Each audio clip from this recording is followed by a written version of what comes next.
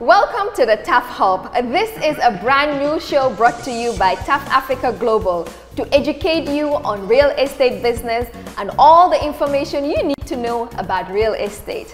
After 45 years of construction and real estate development in 8 African countries, it is time to share my experience, and it can only be done in the TAF Hub. We will be inviting experts who will give you facts and the right regulations on real estate development. Join us every week on our social media platforms for an exciting show.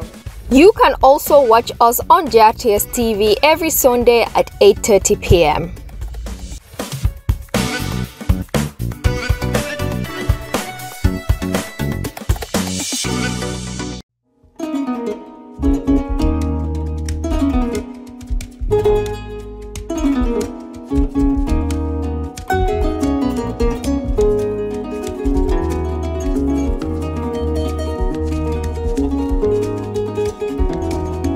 Lane diw baxna laajtel kana ko wax ndax mbokam la am date. Well, we are going to prove that Mrs. Jow has mbokas who can say the same kind things about her that all the speakers before have said. It is now my pleasure to invite our second speaker for the second testimonial, who happens to be Mrs. Jow's own son, Mr. Yusupha Jow, to come and tell us a thing or two about his mother. I'm Yusupha Jow, her eldest son. And you know, I must just say that my mother is a very tough act to follow. She really produced a barn-burning speech about education in the Gambia, and went really, it had a lot of breadth and a lot of depth, right? It was a wonderful speech. So my mother was a teacher for 3 decades, as well as a philanthropist and a humanitarian who, throughout her career and up to now, showed great care and concern for the well-being of others. But before we get into her story, I'm going to extend some thank yous. First, I want to commend all of you, everyone here, for taking the time and effort to attend this amazing event. It's your support that keeps events like this going. Also, a big thank you to Mustapha Njie TAF for sponsoring this event. Your foresight in creating this worthy stage that showcases the achievements of Gambians is truly admirable. I must say that this event is an important one that plays its part in upholding the high value our culture places on a person's record of good deeds. When people purposely take actions for the betterment of another person or a whole society. And as the Wolof saying goes, nit limo jefla dulum wax. Or a person is measured by what he does, not what he says. This shows the importance of these values, and so accordingly we must try our hardest to live by them, and like TAF is doing today, recognize people who actually achieve something. And over the decades, my mother has made an outsized contribution to the value of being a doer of good.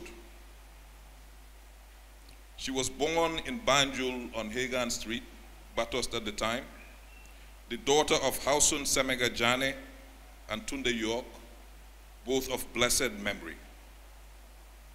Her origins included Soninke, Mandi, and Fuller settlers who came to live among the people of Banjul over 100 years ago. Her Soninke Sadahule home was from all accounts a welcome place for travelers and migrants who came to Banjul looking for an opportunity. She's still as sociable, philanthropic, as you all saw, sharp-witted as ever. And I speak on behalf of my siblings, on behalf of her sisters, on behalf of the extended family, and everyone where I say that we are proud of her impact to our society and the amazing things that she has done for both her immediate and extended family. Mom, we are proud of you.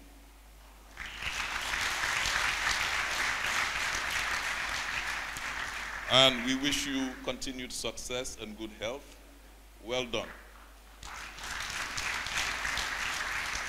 So we will now proceed with the presentation of the award to our icon for 2022.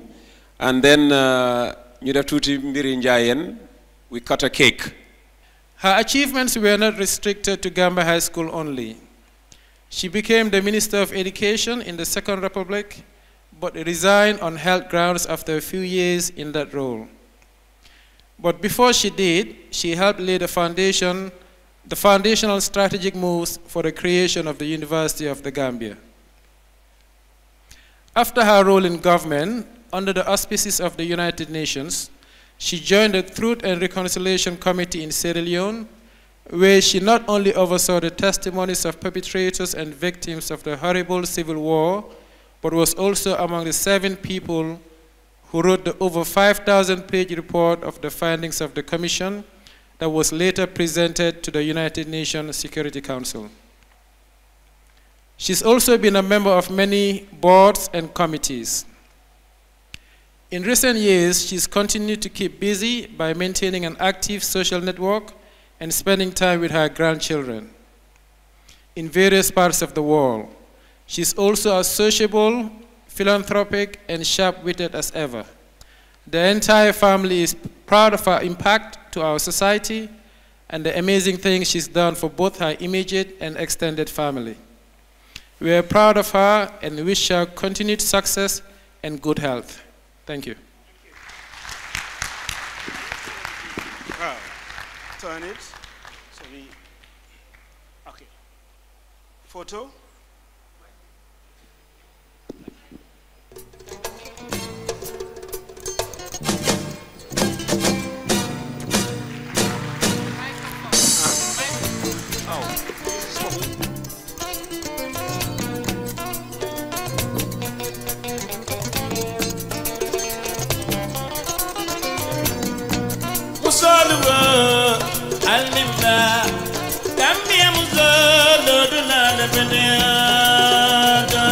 All right, this.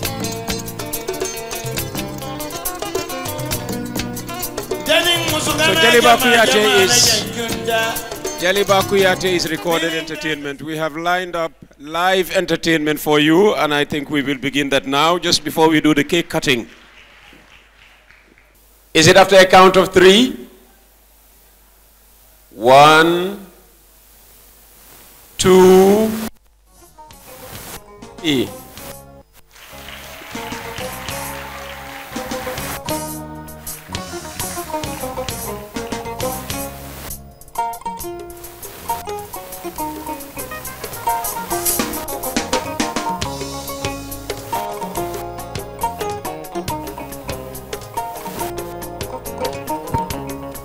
I want you.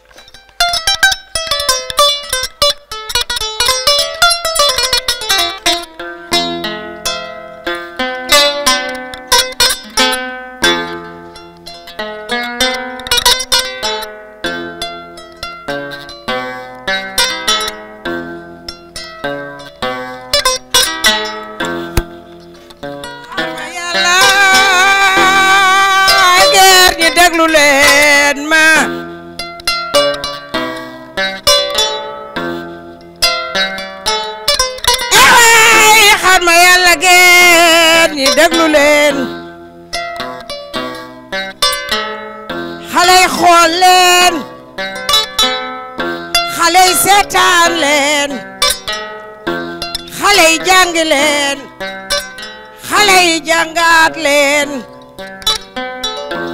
Ajaratu Satang Jow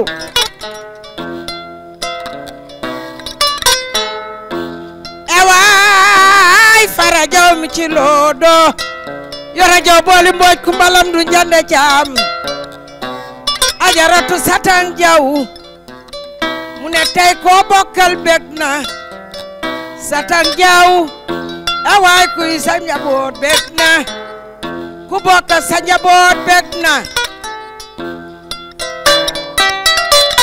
ewaay Alaaji Xawsun Jaane sa baay Alaaji Xawsun Jaane sa baay Usmaan Si Meega Jaane baayam Kumba Tunkara yaayam Faatumata Jallo lañu ooye yaa seen maam way nag sa baay la jàngal moo la jàngal moo la yar jox la éducation away am nga éducation Jow farak ma Jow xoor am nga experience intelligent nga sa signature garanti na Ajaratu Satang Jow góor baax na jigéen baax Ajaratu Satang Jow loo saayin kenn du ko xotti Ajaratu Satang Jow loo saayin kenn du ko xotti way nga am li gën a neex Ajaratu Satang Jow boo doxee ñu xam ne ku am yar moo romb nii Ajaratu Satang Jow boo waxee ñu xam ne ku teey a wax Ajaratu Satang Jow mu ne ndeysaan fi nga juddoo fi nga màggee fi nga fekk baax fi lañ la joxee góor guñ naan Alaaji Charles Jow Alaaji Charles Jow Yusupha baayam Yusupha baayam lañ tuddee papa Yusu mi toog yaay ka mari maamam yaay ka mari moom lañ feye ndeysaan yaay ka Jow suma doon Fara Jow mi ci loodo Yoro Jow booli mbooj kumbalam du njande caam away Ajaratu Satang Jow gàcce ngalaama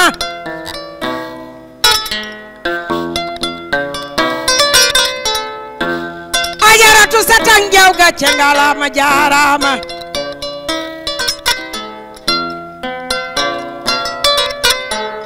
sa jikko rafet na lool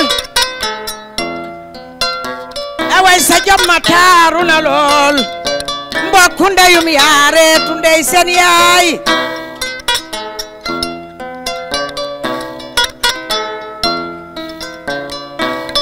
yi ma yow ma anda kogonda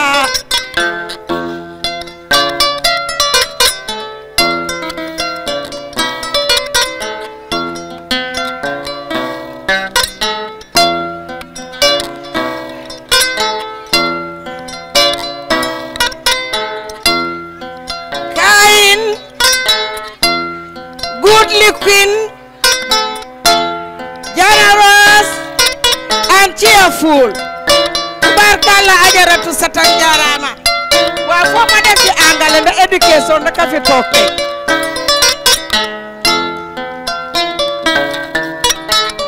Radio mi ci lodo lu ay sa gannaaw la.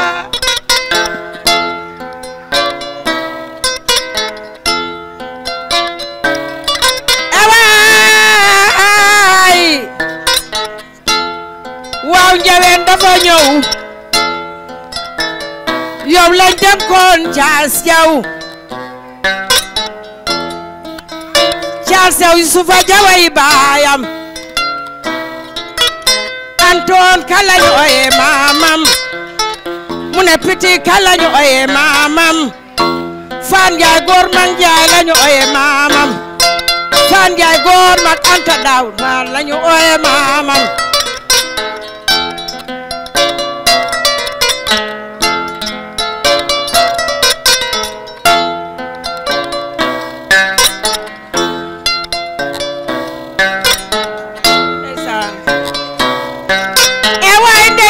mu ne fi muy seye mu ne pa Charles de ba léegi kenn bàyyiwu ko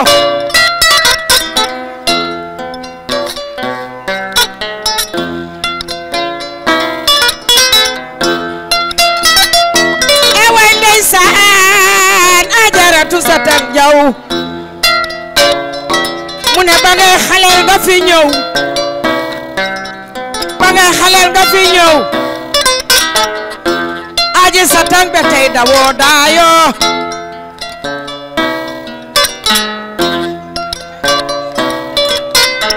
Aji Satang ne borom yi bàyyi wuñ ko njëkkeem yi bàyyi wuñ ko mu ne paccal teye ba léegi yéen a nga ànd ak moom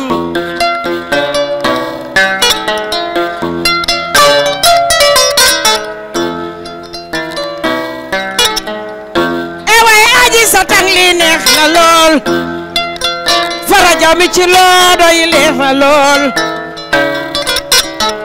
ndax yaa dundal sa réew yaay borom yërmande Aji yaay borom taranga yaay Kamari Jow suma doom ji fara Jow mi ci loodo yoro Jow boori mbooj mbalam du njanda caam Aji yar nga sa njaboot Aji Satang jàngal nga sa njaboot yar nga sa njaboot jàngal nga sa njaboot yéena bokk maam Faatumata Jàllooy seen maam way nag Aji Satang Jow ñépp kontaan nañ Aji Satang woy wi du fey waaye Alaaji Mustapha Njaay gàcce ngalaama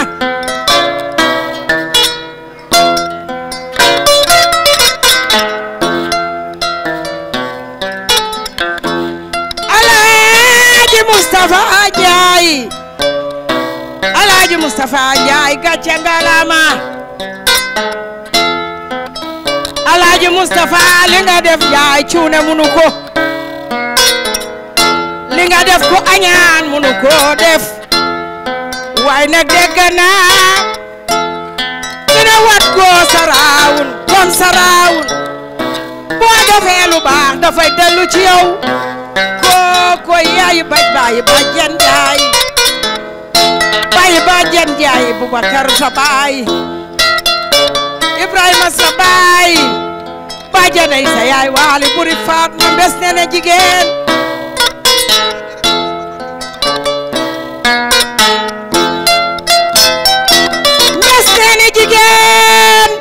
jagay ndeena jigéen Lamin Baara yaay Satu Njaay ay tubaama ma feyoon na ma dem rajo Gambia mu ne ma woy la yaa fi njëkk a nekk injina bu jigéen ci Gambia waaye nag li ñu am Banjul buñ ko foyee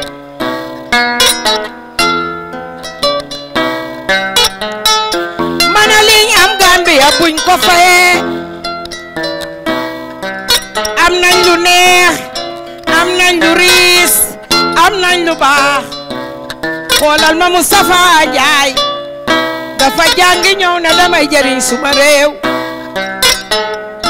dama jëriñ suma réew Njaay ndeysaan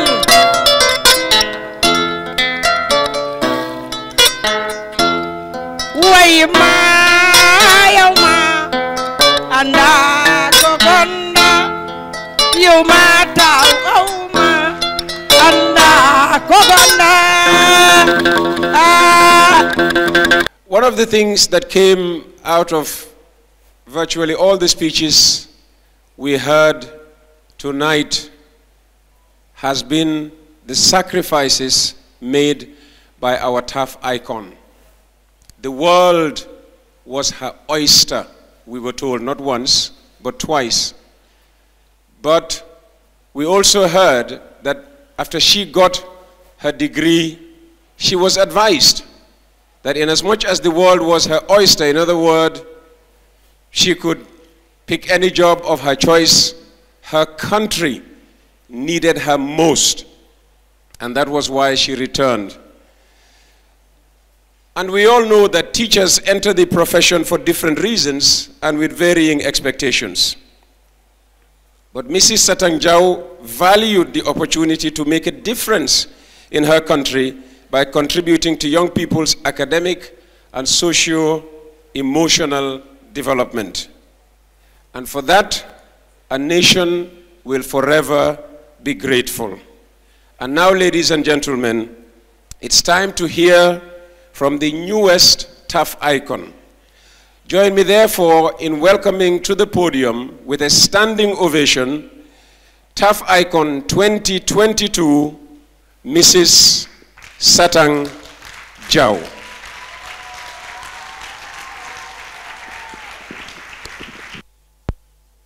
I am humbled, TAF, to receive the TAF Award 2022. When you came to my house way back in October to inform me of my selection for this award, you came in grand style with your team, Abis, Anita, and the others. And a cake, again, a cake, and a few other souvenirs. In fact, this was a surprise. Somebody in the crowd here, an in-law, came a few minutes before and told me, I hope you're not going out today. I said, no. He said, get ready. I want to take you out for lunch. I said, lunch? He said, yes. But get dressed properly. I don't want my daughters to be better dressed than you. I said, Jay, I've given it out. So Jay, what sort of lunch is this? He says, just get dressed and wait. So we sat there, chatting, and I said, Jay, can't we get up now and go for lunch? And I saw her talking on the phone, endlessly, not knowing she was coordinating with TAF and the crew and my in-law, Pausman, and my sister, Aunty F, and who else? So eventually, as we were stepping out, I saw this television crew coming in with Abis and Anita and TAF himself. And I said, what's going on? It's not my birthday. What's going on? It's not my birthday. What's happening? Only for TAF to tell me that I had been selected for the Icon 2022.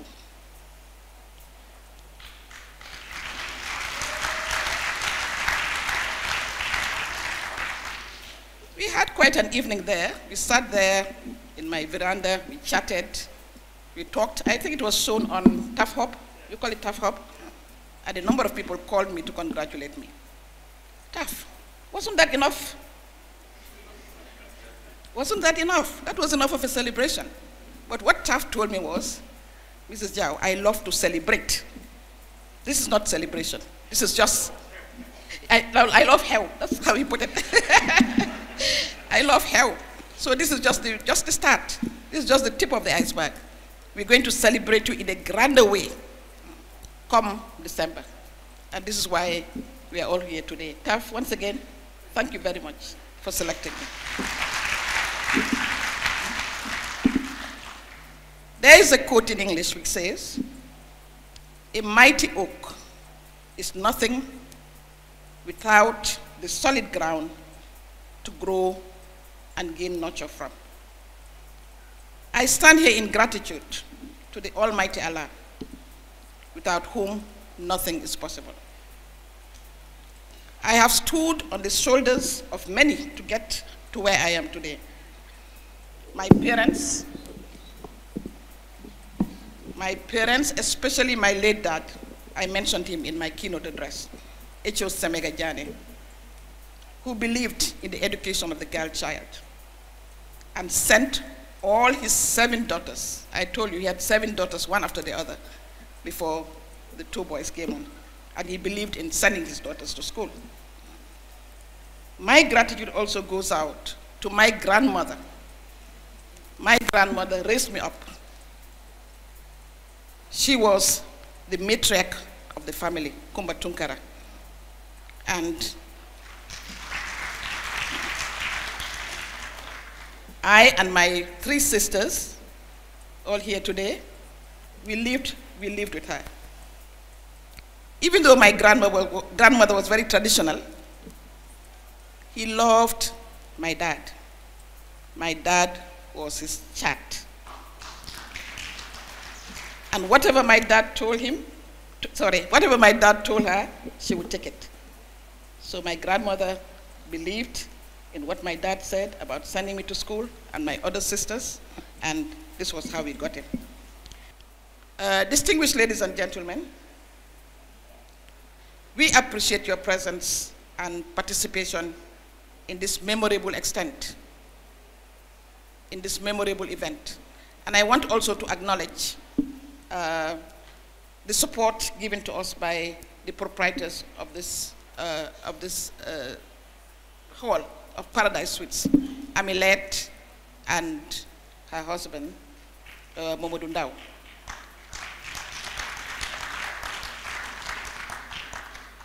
I have been to several occasions, and every occasion I've attended in this hall, everybody says the same thing. So it's a reality that they are by the Faliala. They are by the Falialas. You come here with a good cause, they don't charge you. You come here for entertainment and other things, that's different. But this is not commercial. This is a social thing. This is a worthy event to be celebrated, and most of the time, Ami and her husband give out this place free of charge.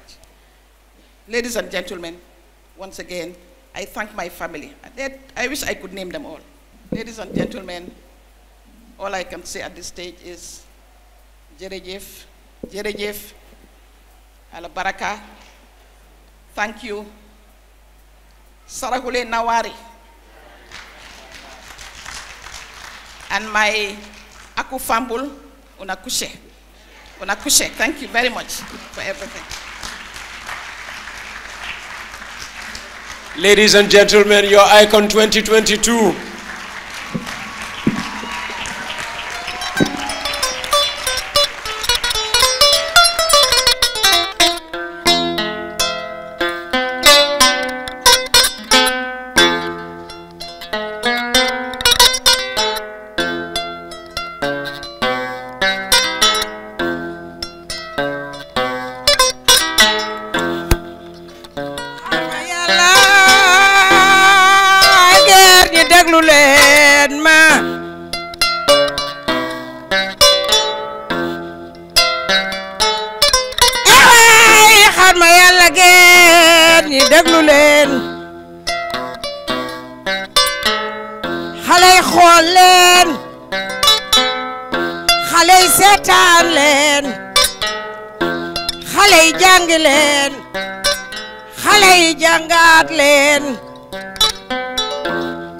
Aunty Satang Jow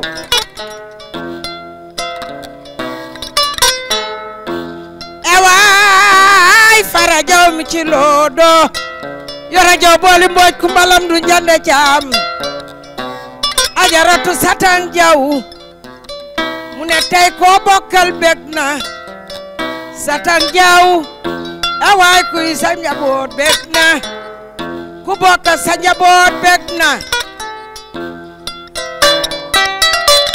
away Alaaji Xawsun Jaane sa baay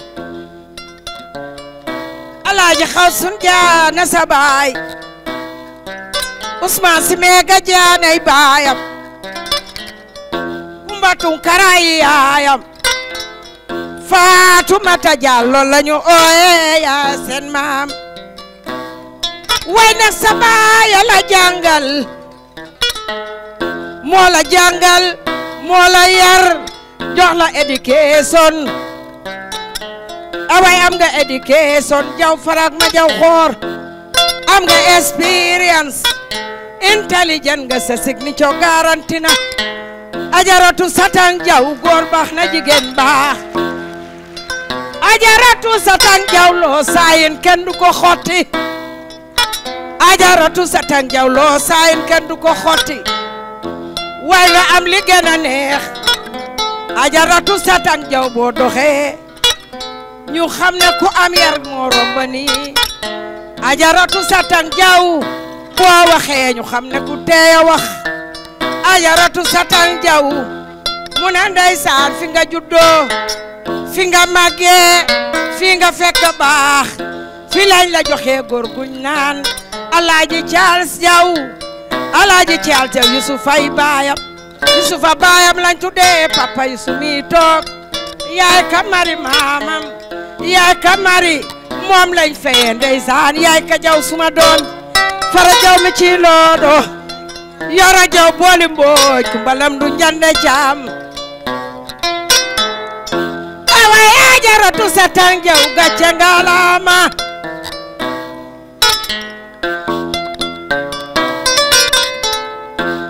Ajaratu Satang Jow gàcce ngalaama jaaraama